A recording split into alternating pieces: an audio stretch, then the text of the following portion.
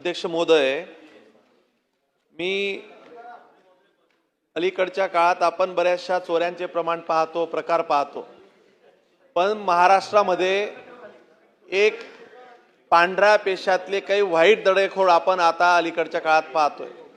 खरं तर आपण सगळे विधिमंडळातले सगळे सदस्य हे कायदे मंडळाचे लॉ मेकर्स आहेत, परंतु आपल्यातलेच काही सदस्य जेव्हा लॉ ब्रेकर म्हणून काम करतात आणि कायद्याचा कशा पद्धतीने वापर करून शासनाची दिशाभूल होते, हे एक उदाहरण मला असं वाटतं की महाराष्ट्रातलं एक मोठं उदाहरण ठरणार आहे। मी सर्व पुराव्यानिशी आपल्या समोर इथं मांडतोय। हा प्रश्न आहे मुक्ताईनगर येथील राष्ट्रीय महामार्ग 753 ज्या भूसंपदा आली आहे ती नुसती एक अनियमितता नसून आर्थिक फायद्यासाठी एक ऑर्गनाइज क्राइम, एक सिंडिकेट, एक नेक्सेस तयार झाले।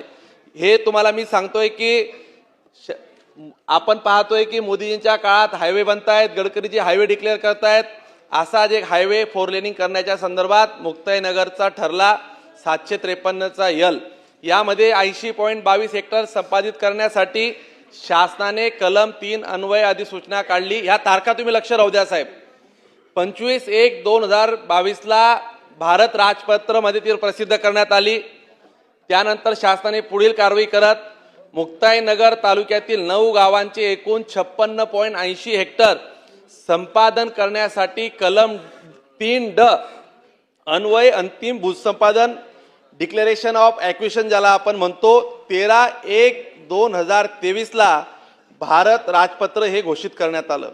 अध्यक्ष महोदय, तिथल्या काही लोकांना एक साक्षात्कार झाला की आता इथं हायवे होतोय आणि या हायवेचं राजप्रतिष्ठ आता प्रसिद्ध झालंय आणि इथं आता आपण जमिनी घेतल्या पाहिजे आणि मोठ्या प्रमाणात झाडं लावून मोबदला इथून एक उचलला पाहिजे। अगदी कलम 3D ची नोटीस निघाल्यानंतर इथं सगळे सदस्य आहेत, अशी कुठलीही जमीन ज्या दिवशी ती नोटीस निघते the land shall vest absolutely in government, म्हणजे ती शासनाच्या उतार्यावर इतर अधिकाऱ्यात नाव लागल्यानंतर तिच्यावर पूर्णतः शासनाचा अधिकार असतो। अध्यक्ष महोदय, ती नोंद देखील झाली, उतार्यावर नोंद लावण्यात आली की राजपत्रातल्या या अन्वय ती घेतल्यानंतर 13/1/2023 रोजी सदर जमिनीचे मालकी शासनाकडे हस्तांतरण झालं। मूळ मालकाचे सर्व अधिकार संपुष्टात आले। असे असल्यानंतर देखील शासनाकडून मिळणारा भविष्यातला भूसंपादनाचा मोठा मोबदला लुटण्यासाठी आपल्या विधिमंडळातले ज्यांनी 12 खात्याचे मंत्रीपद सांभाळलं आहे, ते विरोधी पक्ष नेते राहिले आहेत, त्यांनी सगळे कायदेच बनवले आहेत, त्याच महाशयांनी हा कायदा मोडला। एकनाथ गोदावरी गणपत खडसे यांनी ती जमीन 14 दिवसांनी 27 ऐकून घ्या, सगळं पुढचं तर ऐका तुम्ही, आता ही स्टोरी अजून तर चालू झाली आहे। त्यांनी 14 दिवसानंतर सातबाऱ्यावर नोंदीवर उल्लेख असताना 14 दिवसांनी म्हणजे 27/1/2023 रोजी अधिसूचित झालेल्या गट क्रमांक 352-2 मधील 1.67 हेक्टर ही जमीन खरेदी केली।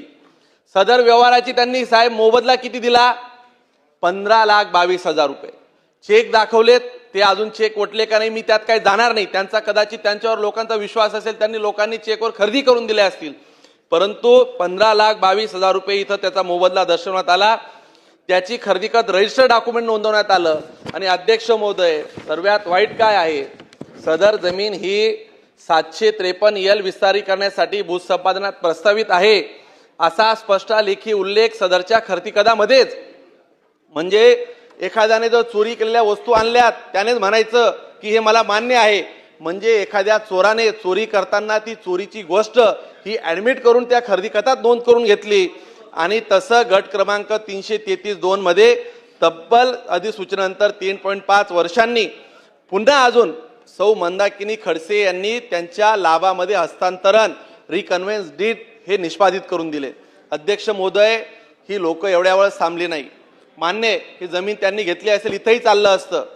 खरेदी खतामध्ये सातबाऱ्या उतार्यावर स्पष्ट नोंद होती की ही लागवड योग्य ही जिरायत जमीन आहे। यांना हा साक्षात्कार झाल्यानंतर या महोदयांनी सगळे बॅकडेटेड कागद बनवलेत, माझ्याकडे गुगलचे सगळे इमेजेस आहेत. अध्यक्ष महोदय, खरेदीच्या अगोदर तिथं झाडं लावण्यात आली आणि त्या झाडांचा मोबदल्यासाठी त्यांनी अवॉर्डसाठी प्रोसेस चालू केली. त्यांना पैसे किती मिळायला पाहिजे? इथं समोर सगळे सन्माननीय सदस्य बसले. असा धंदा आहे की 15,20,000ला घेतलेली जमीन जी खरेदी खत झालं 13/1/2023च्या नोटिफिकेशन नंतर 14 दिवसांनी 27/1ला 352(2)/1 आणि लगतच्या गटांमध्ये या महोदयांना कम्पेन्सेशन किती मिळालं असेल तर एकामध्ये मिळाले 57,88,662, एकामध्ये मिळाले 10,64,546 परिवारातल्या लोकांना, एकाला मिळाले 84,89,348, एकाला मिळाले 52,406, अजून एकाला मिळाले 17,041 रुपये, अजून मिळाले 45,72,345, अजून एका गटात मिळाले अध्यक्ष महोदय 38 लाख, अजून एका गटात मिळाले 22,000, 11,43,000, एकात मिळाले 15,98,000, एकात मिळाले. अध्यक्ष महोदय, या सन्माननीय सदस्यांना 13 ठिकाणी कम्पेन्सेशन एकाच याच्यामध्ये मिळालं. प्रश्न असा आहे की आता हे इथंही हे लोक थांबले नाही. यांनी यामध्ये पुढे काय केलं की वाढीव भरपाईसाठी महसुलीमध्ये नोंदीत बदल केले. एकनाथ खडसे यांनी 352ची खरेदी केली. त्या विक्रेत्याने सादर केलेल्या उताराचं जर अवलोकन केलं तर 2022 मध्ये ही जमीन याच्यामध्ये खरीप होतं. त्या उतार्यावर दिसतंय की इथं कापसाचं पीक घेतलं जातं. अध्यक्ष महोदय, आता तिथं 8-8, 10-10 वर्षाची, 5-5 वर्षाची झाडं असल्याची चित्र आता इथं दिसतंय. माझ्याकडे 2022च्या ज्यावेळेस गुगल इमेजेस आम्ही बघितल्या तर हा शासनाचा मोठा फसवणूक या मुक्ताईनगर तालुक्यातील हद्दीतील महसुली लगतच्या बहुतांश शेतजमिनीमध्ये या मध्यान्ह पूर्ण कोरडवाहू जिरायती जमिनी या रात्रीतनं नाही. साहेब ऐकून घ्या की हे झालं कसं. हे सिंडिकेट अजून संपलेलं नाहीये.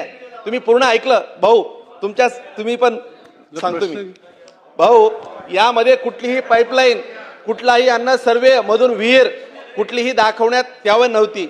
ही जमीन कुठली एरिगेटेड नव्हती. साहेब, यामध्ये संयुक्त मोजणी अहवाल ज्यावेळेस तो बघितला त्यामध्ये अध्यक्ष महोदय, सदर भूसंपादनाच्या अनुषंगाने 25/1/2022 रोजी कलम 3ची जी अन्वय जी आपण जे नोटिफिकेशन काढलं होतं त्यामध्ये जॉईंट मेजरमेंट सर्वेमध्ये संपूर्ण प्रक्रिया 1 वर्षामध्ये कलम 3 अन्वय पूर्ण केली पाहिजे. हा शासनाचा नियम असताना देखील यामध्ये प्रसिद्ध होण्यानंतर देखील अपवादात्मक परिस्थितीमध्ये केवळ हरकतग्रस्त शेत जमिनी सुधारणा अपेक्षित असताना देखील यामध्ये संयुक्त मोजणी अहवालामध्ये संशयितरित्या बदल करण्यात आले. अध्यक्ष महोदय, हे सगळे रजिस्टर्ड डॉक्युमेंट्स आहेत, हे सगळे मोजणी शीट आहेत. आता अपील आणि शपथपत्रांमध्ये दिशाभूल करून पुढचा आता या सगळ्या एकंदरीत प्रकरणाची अध्यक्ष महोदय एकंदरीत या प्रकरणाची जर व्याप्ती बघितली आपण, माझा प्रश्न सरकारला असा आहे, यामध्ये मला सन्माननीय मंत्री महोदयांनी उत्तरात काय म्हटलं आहे? उत्तरात असं म्हटलं आहे की राष्ट्रीय महामार्गच्या 1956-3 ची नोटीस झाली आहे. यामध्ये प्रश्न घ्यायला लागतील. ऑलरेडी तुम्हाला 10 मिनिटं तुम्ही सगळा विषय डेव्हलप आता माझा प्रश्न असा आहे, एकंदरीत 2 मिनिटं ऐका संपूर्ण एकंदरीत प्रकरणाची सरकार SIT चौकशी करेल का? एक. दुसरा प्रश्न आहे, संबंधितांवर आपण बनावट दस्तऐवज आणि खोट्या नोंदी करणे, फॉर्जरी कलम यामध्ये गुन्हेगारी कट रचणे, क्रिमिनल कॉन्स्पिरन्सी तयार करणे या अंतर्गत कारवाई करेल का? 2. अध्यक्ष महोदय, यामध्ये जर एखादा लोकप्रतिनिधी अशा पद्धतीने करत असेल तर कायद्यातल्या तरतुदी आहे. भ्रष्टाचार अधिनियम कायदा 1988 प्रिव्हेन्शन ऑफ करप्शन ऍक्ट च्या कलम 3(1) नुसार यामध्ये सरकार अजून ACB मार्फत सोबत एक अतिरिक्त चौकशी चालू करेल का? हा गुन्हा इकॉनॉमिक ऑफेन्स वीककडे वर्ग करण्यात येईल का? आणि यासोबत हे सगळे आता जे पैसे मिळणार आहेत या सगळ्या अवॉर्डला स्टे देऊन याची पुन्हा चौकशी करून ते गुगल सॅकचे मॅप तपासून की हे झाडं तेव्हा नव्हती, तेव्हा कापूस होता, जिरायती जमीन बागायत कधी झाली, ती कशी झाली, हे सगळे आवाड थांबवणार का? आणि यासोबत जे मला उत्तर दिलं आहे, हे उत्तर हे मला असं वाटतं की यामध्ये शासनाची आर्थिक फसवणूक असं म्हटलेलं नाहीये. माननीय मंत्री महोदय, महसूलजी, तुम्हाला माझी विनंती आहे, मी यामध्ये सर्व कागद आणली आहेत, यामध्ये एकनाथ गणपत खडसे यांच्या सह्या आहेत, तुम्ही सोबत त्यांचं काम केलं असेल, व्हाउचरवर सह्या आहेत, त्यांनी फक्त आता चेक घेण्याचं बाकी होतं. हे प्रकरण लक्षात आल्यानंतर आता फक्त त्यांनी चेक स्वीकारला नाही म्हणजे एखादी चोरी होते, चोरी होत असताना फक्त मी घरापर्यंत मान नेला नाही असं आता हा म्हणण्याचा उद्देश इथं दिसतोय. एकंदरीत SITचं आउटकम किती दिवसात येईल याचं सविस्तर उत्तर, समाधान होईल असं उत्तर मला मंत्री महोदयांकडनं आणि सरकारकडनं अपेक्षित आहे. मंत्री